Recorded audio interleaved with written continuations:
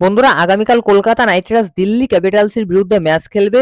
দিল্লি ক্যাপিটালসের বিরুদ্ধে কিন্তু এবছর কলকাতা নাইট রাইডার্স একটা ম্যাচ খেলেছে এবং ওই ম্যাচে কিন্তু আইপিএল এর ইতিহাসে থার্ড হাইয়েস্ট স্কোরের একটা রেকর্ড করেছে কেকেআর।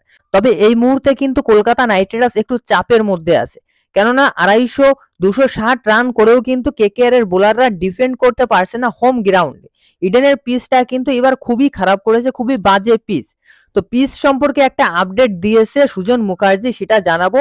আর তার আগে দিল্লি ক্যাপিটালসের বিরুদ্ধে কলকাতা নাইট রাইডার্সের প্লেইং 11 কেমন হওয়া উচিত, স্ট্রাককে কি আবার ফেরাবে নাকি দুষ্মন্ত চামেরাকেই ট্রাই করবে, নাকি বিদেশি ফাস্ট বোলার বাদ দিয়ে বিদেশি ব্যাটার্স ইউজ করলে বেশি সুবিধা হবে, সবকিছুই জানাবো। তো সম্পূর্ণ ভিডিও দেখুন আর ক্রিকেট সংক্রান্ত সমস্ত আপডেট পেতে চ্যানেল সাবস্ক্রাইব করে রাখুন।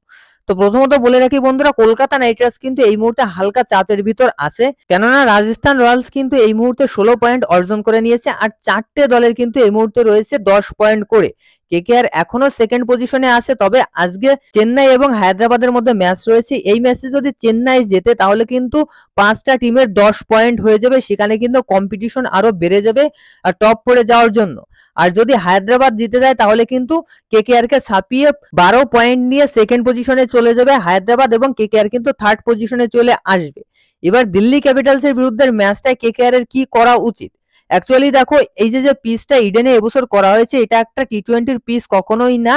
এই পিচ নিয়ে কিন্তু সুজন মুখার্জি অর্থাৎ কেকেআর এর হোম গ্রাউন্ডের পিচ কিউরেটর কিছু কথা বলেছেন। লাস্ট ম্যাচে যখন পাঞ্জাব কিংস 262 রান চেস করে দিয়েছিল, তারপরে কিন্তু সুজন মুখার্জি বলেছেন যে এই পিচটা একটু বেশি রান হবে, কিন্তু এই রানটা 210 থেকে 230 এর ভিতর কিন্তু আটকে যাওয়ার কথা। তবে কেকেআর এর ব্যাটাররা বা অন্য টিমের ব্যাটাররাও যেহেতু 250 প্লাস রান করে দিচ্ছে এই পিচে, এতটা খারাপ হবে সেটা আমি কখনোই আশা করিনি। আমার হিসাবে এই পিচে রান হওয়া উচিত 210 থেকে 230। তো এটা কিন্তু সুজন মুখার্জি বলেছেন। তবে কেকেআর এর ব্যাটাররা হোক বা অন্য টিমের ব্যাটাররাই হোক, এই পিচে কিন্তু দারুণ ব্যাটিং করছে, যেখানে বোলাররা কোনো সুবিধা পাচ্ছে না। সুতরাং আগামী ম্যাচে দিল্লি ক্যাপিটালসের বিরুদ্ধেও কিন্তু বোলাররা কোনো সুবিধা পাবে না। আরো একটা কথা, সেটা হচ্ছে দিল্লি ক্যাপিটালস কিন্তু গতকাল মুম্বাই ইন্ডিয়ান্সের বিরুদ্ধে 250 প্লাস একটা স্কোর করেছে, সেখানে দিল্লি ক্যাপিটালস কিন্তু মুম্বাই ইন্ডিয়ান্সকে হারিয়েও দিয়েছে। বুঝতে পারছেন, দিল্লি ক্যাপিটালসের ব্যাটাররাও কিন্তু ফর্মে চলে এসেছে, তারাও কিন্তু দারুণ পারফরমেন্স করছে। বেশ কয়েকজন ব্যাটার যেমন জ্যাক ফ্রেশার ম্যাগার, তারপর ট্রিস্টান স্টুপ, তারপর ঋষভ পান্তও কিন্তু দারুণ খেলছে। সুতরাং বুঝতে পারছেন, এই ম্যাচটাও কিন্তু হাই স্কোরিং ম্যাচ হবে। এবার কেকেআর এর কি করা উচিত? কেকেআর কি বোলার বাদ দিয়ে শুধুমাত্র ব্যাটসম্যান নিয়ে খেলবে? প্রথমত মিচেল স্টার্কের ফিঙ্গার ইনজুরি আছে, সুতরাং মিচেল স্টার্ক খুব সম্ভবত ফিরবে না। এবার দুষ্মন্ত চামেরা একটা ম্যাচ খেলেছে, 3 ওভারে 47 রান দিয়েছিল। দুষ্মন্ত চামেরাও যে খুব একটা ভালো করেছে সেটাও কিন্তু না। তবে এর থেকে বাঁচার কিন্তু একটা বিকল্প রাস্তাও আছে, সেটা হচ্ছে বিদেশি বোলার না খেলিয়ে আরো একজন হার্ড হিটার বিদেশি ব্যাটসম্যান খেলিয়ে দাও, তাহলে কিন্তু রানটা আরো একটু বেশি উঠবে।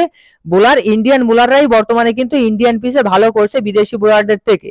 বুমরা ভালো করছে, মুকেশ কুমার, খলিল আহমেদ এরাও কিন্তু মোটামুটি ভালো করছে, আবেশ খান ভালো করছে, মহসিন খান ভালো করছে।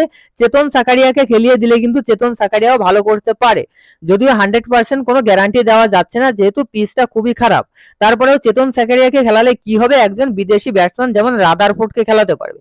সেখানে ইন্ডিয়ান ব্যাটসম্যান হিসেবে ভেঙ্কটেশ আয়ারকে বাদ দিয়ে কিন্তু রাদারফোর্ডকে অবশ্যই কেকেআর এর খেলানো উচিত, যেহেতু বড় রানের টার্গেট দিতে হবে। 260 যেহেতু চেজ হয়ে যাচ্ছে, সেখানে 280 প্লাস রানের টার্গেট দিতে হবে।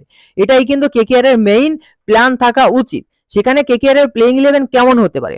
প্রথমত ওপেনিং এ ফিল সল্ট এবং সুনীল নারিন দুজন তো অবশ্যই খেলবে। তারপরে 3 নম্বরে অঙ্কৃশ রঘুবংশী, সেখানে গত ম্যাচে 3 নম্বরে ভেঙ্কটেশ আয়ারকে খেলিয়েছে।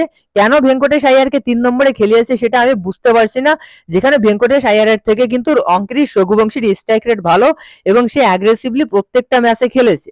তো 3 নম্বরে অঙ্কৃশ রঘুবংশীকে খেলানো উচিত। 4 নম্বরে শ্রেয়াস আয়ার, 5 নম্বরে রিঙ্কু সিং, 6 নম্বরে আন্দ্রে রাসেল, 7 নম্বরে শারফেন রাদারফোর্ড, 8 নম্বরে রামানদীপ সিং, 9 নম্বরে হর্ষিত রানা, 10 নম্বরে চেতন সাকারিয়া এবং 11 নম্বরে বরুণ চক্রবর্তী। এটা কেকেআর এর মেইন প্লেইং 11 হওয়া উচিত। ইম্প্যাক্ট প্লেয়ার হিসেবে ভেঙ্কটেশ আয়ার অথবা বৈভব অরোরা যে কোনো একজনকে খেলাতে পারবে। তো দেখো, এরকম প্লেইং 11 করলে কি হবে, ব্যাটিং এর ব্যাটসম্যানরা কিন্তু প্রচুর রান করে দিতে পারবে। সেখানে যেহেতু 260 প্লাস রান চেজ হয়ে যাচ্ছে, সেহেতু কেকেআর এর উচিত আরো 20 প্লাস রান যেভাবে করা যায় সেই পথেই কিন্তু হাঁটা উচিত।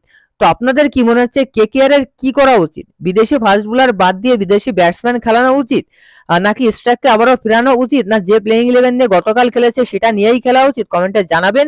ভিডিও ভালো লাগলে অবশ্যই লাইক করবেন।